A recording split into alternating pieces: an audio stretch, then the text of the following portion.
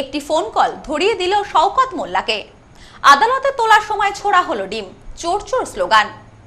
মাতচোর গানের তালে নাচলেন আইএসএফ কর্মীরা। লুকোচুরির পর জালে শওকত, একটা ফোন কলই ধরিয়ে দিল ভাঙড়ের ত্রাস। অঞ্জলি সিল্ক, শিমুলতলার মোড়, বনগা, এখন এক নতুন রূপে, নতুন সাজে।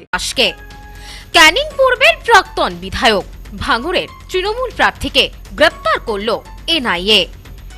অপরাধের ছক যতই নিখুঁত হোক না কেন, কোথাও না কোথাও একটা সূত্র রয়েই যায়। আর সেই ছোট্ট একটা ভুলেই এনআইএর জালে ধরা পড়লেন প্রাক্তন তৃণমূল বিধায়ক শওকত মোল্লা। রীতিমতো ছক কষে শুক্রবার রাতে দক্ষিণ 24 পরগনার কামালগাজী থেকে শওকতকে গ্রেপ্তার করে এনআইএ। ভোটের প্রচারে তাকে নিয়ে মাতচুরি গান, তাকে ঘিরেই ত্রাস, তিনি শওকত মোল্লা। অভিযোগ, দক্ষিণ 24 পরগনায় সমান্তরাল প্রশাসন চালাতেন ক্যানিং পূর্বের প্রাক্তন তৃণমূল বিধায়ক। ক্যানিং থেকে ভাঙড় একটা সময় গোটাটাই ছিল শওকতের সাম্রাজ্য। তিনি ছিলেন শেষ কথা। বুথ দখল থেকে শুরু করে ভোটারদের ভয় দেখানো, বিরোধীদের মনোনয়ন জমা দিতে না দেওয়া, ভেরি বুঝিয়ে বাড়ি, নদী বুঝিয়ে ক্যাফে, রাজনীতির একচ্ছত্র মাস্টার মাইন্ড হিসেবে বহুবার উঠে এসেছে তার নাম। সব অভিযোগই রয়েছে তার বিরুদ্ধে। এরকম দাপুটে নেতাই শেষ পর্যন্ত শুক্রবার রাতে নরেন্দ্রপুর থানার কামালগাজী থেকে এক সগ্রেদ সহ তাকে গ্রেপ্তার করে জাতীয় তদন্তকারী সংস্থা। সূত্রের খবর, বৃহস্পতিবার এনআইএ তথ্য পায় যে শওকত আরও এক ব্যক্তিকে সঙ্গে নিয়ে সীমান্ত পার হওয়ার চেষ্টা করছেন। সেই তথ্যের ভিত্তিতেই এনআইএ বিএসএফকে সতর্ক করে এবং নজরদারি আরও বাড়ানো হয়।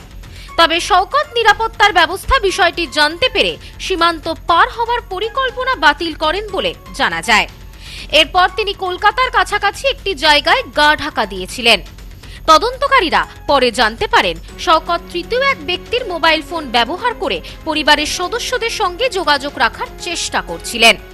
তদন্তের স্বার্থে এনআইএ তার ঘনিষ্ঠ কয়েকজনকে জিজ্ঞাসাবাদ করে এবং সেই যোগাযোগের সূত্র ধরেই সম্পর্কের তথ্য সংগ্রহ করে।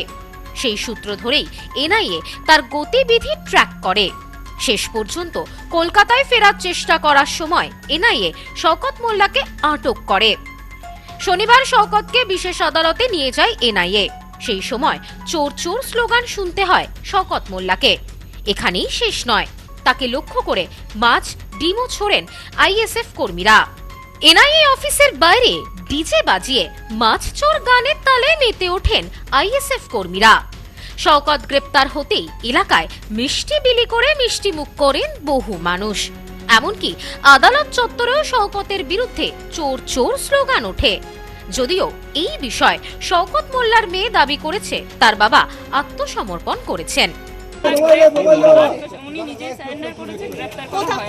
এনআইএ কোথায় করলো? তারা তাকে কামালগাজী আমরা আইডিসি হোটেলের সামনে থেকে মানে নিউ টাউনের যে ব্রিজটা সেখানে চিংড়িহাটা থেকে তোলা হয়েছে তো? চিংড়িহাটা থেকে আপনাদের ফ্যামিলির সদস্যরা ছিল সেখানে, তাই তো? আপনাদের সামনে তোলা হলো তো? কোথায় ছিলেন? কাল থেকে শওকত মোল্লাকে খুঁজে বেড়াচ্ছে এনআইএ। কোথায় ছিলেন? কোথায় ছিলেন?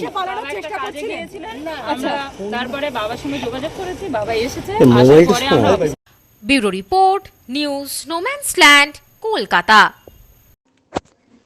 পশ্চিমবঙ্গের উত্তর 24 পরগনা জেলার বনগাঁ এলাকায় সুধীর কর্মকার কলেজ অব এডুকেশন এক স্বনামধন্য এবং অতি উল্লেখযোগ্য শিক্ষণ মহাবিদ্যালয়। বর্তমান এই শিক্ষক মহাবিদ্যালয়ে নতুন শিক্ষাবর্ষে বিএড অ্যাডমিশন চলছে। তাই বিএড অ্যাডমিশন নেওয়ার বিষয়ে যে সমস্ত শিক্ষার্থীরা আগ্রহী তারা অতি সত্বর কলেজের অফিসে এসে যোগাযোগ করবেন। আমাদের কলেজের ঠিকানা গোপালনগর, চরচালকি, বনগাঁ, উত্তর 24 পরগনা। পিন নম্বর 743235।